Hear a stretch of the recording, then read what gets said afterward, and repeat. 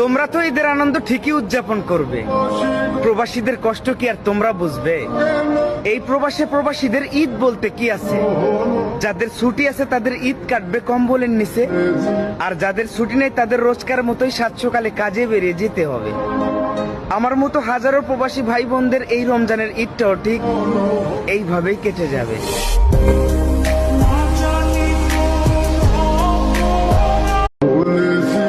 তোমরা তো ঈদের আনন্দ ঠিকই উদযাপন করবে, প্রবাসীদের কষ্ট কি আর তোমরা বুঝবে?